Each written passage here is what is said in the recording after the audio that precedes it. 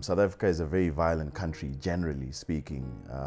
You've got a lot of femicide, homicide.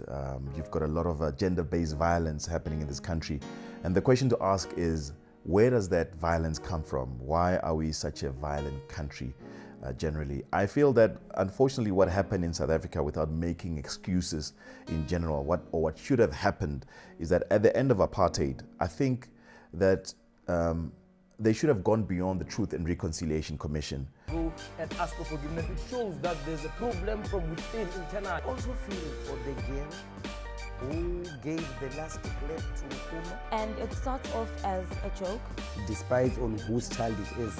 He allegedly assaulted Lufuno Mavhunga for Lufuno Mavhunga. I am going through somebody who understands, somebody who can hear. Kids are getting raped in schools. They should have really made sure, like, for example, I'll give you an example with Germany. Germany at the end of Second World War II, or rather Second World War, what they did in Germany is that they made it a mission to educate Germans so that Germans in general understand why what happened with Hitler, with eugenics and ethnic cleansing and all of these things, why it was wrong and why it should never happen ever again. So it started at grassroots levels. At schools, from primary schools, they started teaching them why racism is wrong and why it should never, ever, ever, ever happen again. That never happened in South Africa. What we did is we just swept everything under a thick plush carpet and we just moved on, and we'd like, oh no, we're all forgiving each other, but there's still a lot of hurt people. There's still a lot of anger, on both sides. So I'm not saying that we should go on with the victim mentality, but I feel that should have been addressed. And you see that permeating and just going on to the next generation.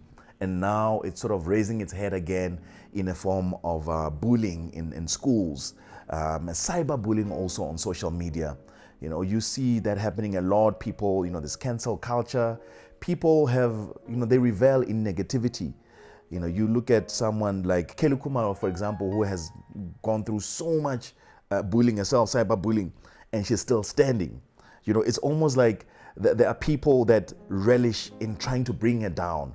But the more she keeps standing, I feel like those people also, so for some reason, they become her fans. Do you know what I mean? So we've almost made fun and we've almost made it a hobby in order to try and be as negative as possible. So I think it's because of the history of this country that a lot of people have not healed. And also a lot of unemployment also, that also contributes. So you've got a lot of people that have a lot of time in their hands, and what do they do with that time? They've got access to the internet. They'll just go out and say all the negative stuff that they can say. And unfortunately, some people become low-hanging fruit. So, you become susceptible as a public figure. But just coming back to the issue at hand about bullying that we saw, unfortunately, may her soul rest in peace, Lufuno Mavhunga. I think she really tried, this young lady. I mean, she wrote letters. She tried to really reach out there to try and say, I need help. But no one was there to try and assist the young lady. And I thought that should have been the final stroke that broke the camel's back. When, unfortunately, she took her life because she felt that there was no other option. That should have made all of us to stand still and say, something has to be done. Something has to happen so that this should never, ever happen again. But it didn't. Hence, you're saying that we still see this scourge. We see it getting worse and worse by the day. And this is not something that should only be at the hands of government, that we should expect government. It takes a village to raise a child. It has to be a multi-pronged approach where parents, where teachers, where all stakeholders, come together and we say, enough is enough. We need to protect our kids, because our kids, they take their leave from us. All these things that they see, it's things that they're seeing in their homes. It's things that they're seeing happening out there in society in general. And hence it will just continue. This vicious cycle will just continue happening. So unless each and every one of us takes a very serious position to say that this has to stop, this scourge is not going to stop anytime soon. I think we just need to go back to a time when I was probably still in school, when I was probably still in high school. We didn't have a lot of free time in our hands.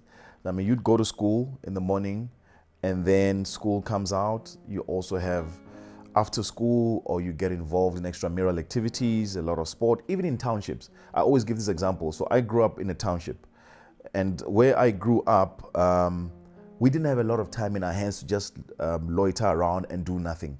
You know, even during apartheid, the apartheid government made sure, they ensured, there was this other organization called Rati, if I remember.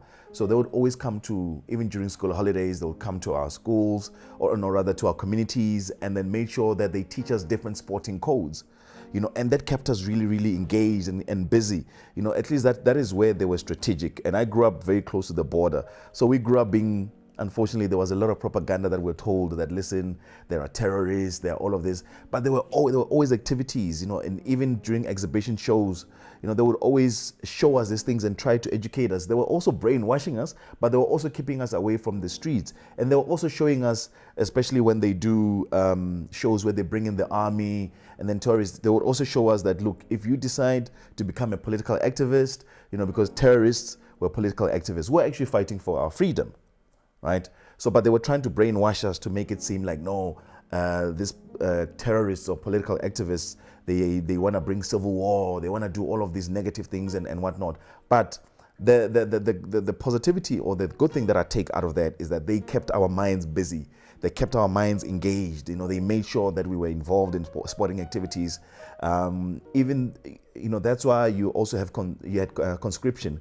Back then, which I feel that maybe the current government could also do, where when kids finish matric, before they go to varsity or before they go to tertiary institutions, they go to and train, they get trained as soldiers, you know, because that teaches you a lot of life skills as well, you know. So I feel like those are some of the things that could be brought back, you know, to try and close this gap of joblessness, of unemployment, you know, so that we teach our kids skills so that they don't just necessarily wait for jobs to be created for them, but the more skills we impart on them, the better it's going to be. And then all these things will go down, all these negative things, you know, this violence, because a lot of people have a lot of time in their hands.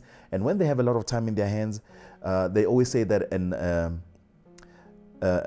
idle mind is a playground for the devil. So when your mind is just sitting, my teacher in high school, biology teacher, used to say that your brain is in neutral. So your brain should never ever be in neutral. You know, your brain should always be constantly engaged. You know, your brain should always be, especially when you're young, you know, your brain should always be constantly engaged. You must constantly, because it teaches you a lot of things, you know, discipline, it gives you life skills. It gives you, you know, other stuff that help you with personal development, where you don't just sit around and you wait for things to be done or things to be given to you, you know. So that's why young people end up getting involved in alcohol abuse.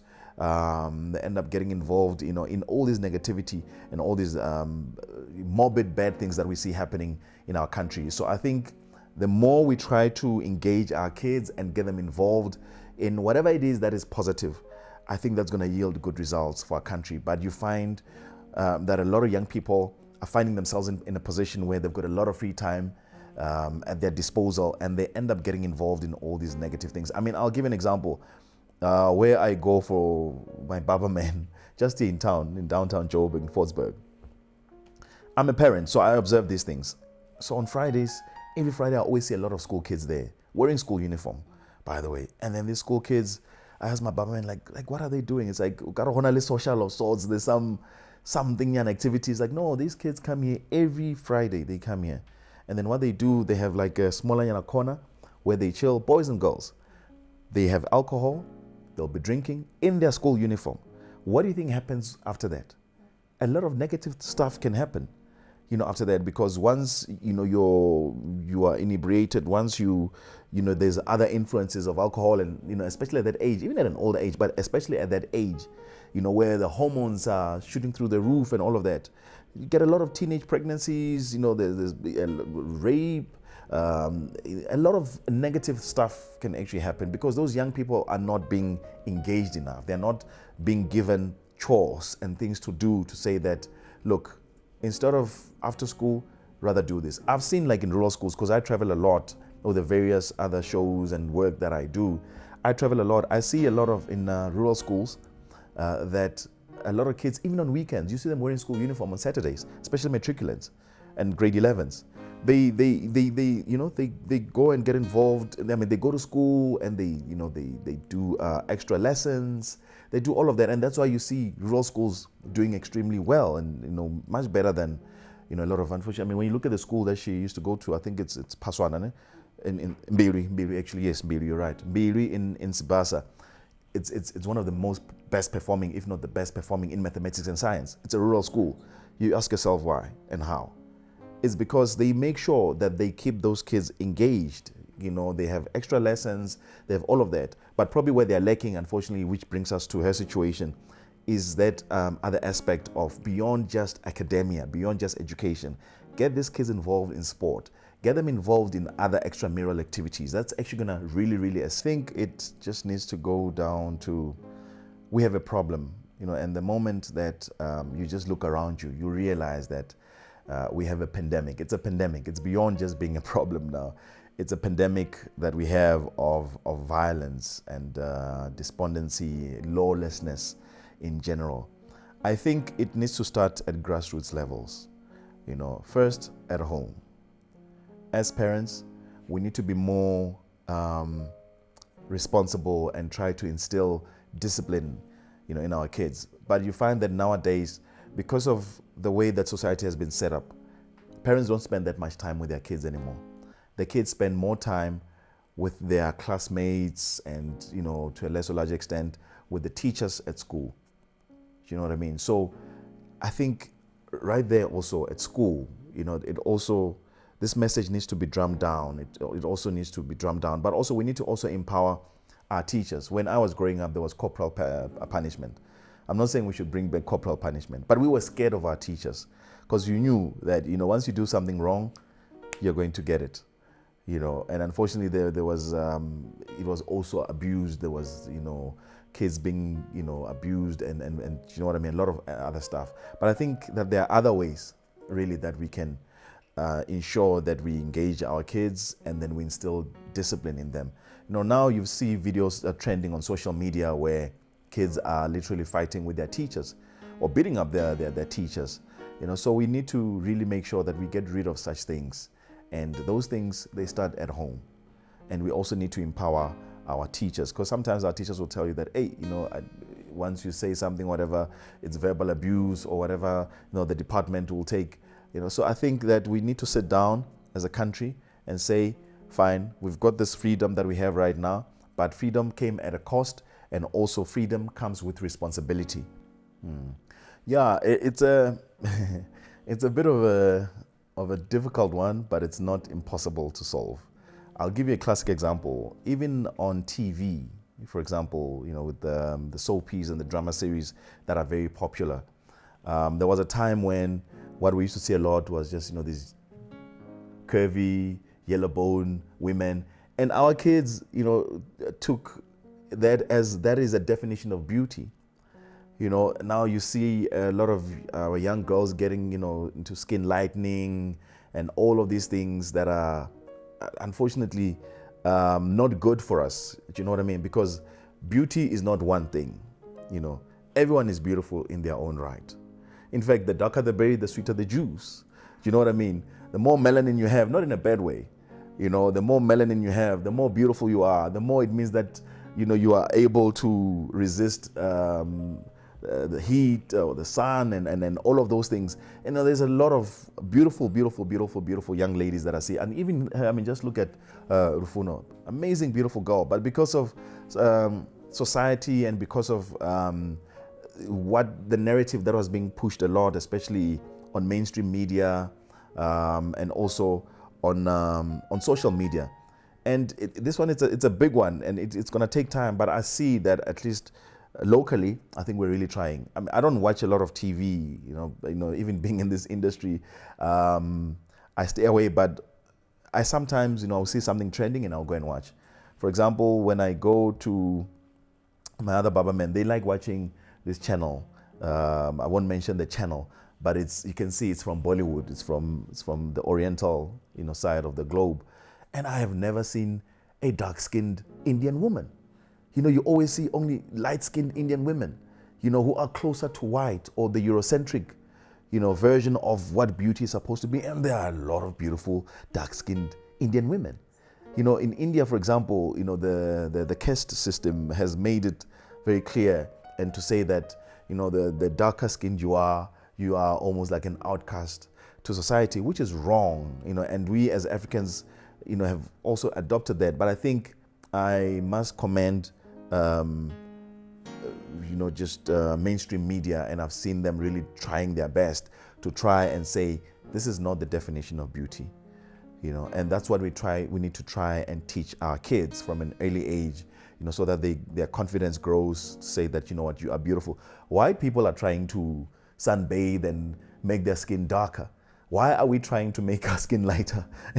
You know, when white folks who are light-skinned, you know, who for the longest time pushed that narrative, but they also realize that, hey, you know, wait a minute. Do you know what I mean? So we should also be preaching that message to our kids to say that, you know what, you are beautiful. You are beautiful. All kids are beautiful the way they are. It's about how you handle yourself, how you treat yourself. Confidence is more attractive. That you might be the most attractive woman in the world, like, you know, to a lot of people, but if you don't have confidence, for me, you become unattractive, and you know, I feel like, okay, there's nothing there. Do you know what I mean? And then the more, I mean, you will even see a chubby woman, for example, like the other Nigerian lady who was, there was also a pageant that was going on, like South African people got on and they were liking her, but also it was also because of the Chidima thing, you know, because she was there. And big up to Chidima, you know, who has just become first princess. I think the girl went through quite a lot of cyberbullying, but there she is. She didn't allow that to deter her and bring her down. And there she is. Now she's on top of the globe. So there was that other chubby girl. And people loved her. And what they loved more about her is her confidence. So it goes to show you that confidence is everything. But it should come from when you're young, from your family, you know, that they must instill those things in you to say that, listen, you are very beautiful. I'll also just give another example. I saw Maumera Mahua, you know, who's also a part of this docu-film. I saw her, like, if you listen to Maumera, I don't know if she's told her story, but if you listen to Maumera's story, Maumera growing up was always told that she's ugly, all of these negative, bad things. And do you know what I mean? But she's always a talent. She always believed that she can sing, and she's an amazing, amazing singer, you know. And then she went, for example, I think she had gone for auditions for I don't know if I'm allowed to mention brands, but, you know, for Lion King. And then when she got there, she sang, and when she sang this song, she was saying, Ngekazi lemfana. You know, so the people that are there are Zulu speaking, you know. So here's this girl from rural Limpopo, and then, you know, they were in Limpopo at that time, then Toyando, and then she just came and then she's singing, Ngekazi lemfana. You know, so they were laughing, but they couldn't show her. But, you know, like, Ngekazi lemfana, you know, because Ngekazi lemfana. But then she's saying Ngekazi because in her ear, you know, things that, oh, since Rebecca was saying Ngekazi lemfana. So now that her voice was amazing, you know, and then she left. And then after she left, the executive producer was like, no, where's that girl? Please go call her. They looked up for her. They didn't find her. They went to the taxi rank and then found her. And then they brought her back. And then they said to her, listen, we want you for another production. And that's how she ended up being on Muvhango. You know, then that's how she ended up becoming Susan on Muvhango. And then when she got there, you know, there were all these affirmations. I'm sure she'll tell the story better than me. But, you know, there were all these affirmations where they say, look, you're beautiful. Your look is different. We have never had this kind of look that you have. You are so beautiful. And you look at her today, Susan is a household name today, you know, the brand. And she's beautiful. She's amazing. You know, so imagine when you're told all your life that you're ugly, but you go ahead and you forge and you become the household name that she is today, and so amazingly beautiful. You know, because the definition of beauty was told that, no, you have to be light-skinned, you have to be this, you have to, you know what I mean? But, you know, you see her busting all these kind of stereotypes, and you sit down with Maumera. I'm sure Maumera is very smart, very confident. Do you know what I mean? So that's what we should be teaching to our kids. You know, confidence is really, really more beautiful. Yeah.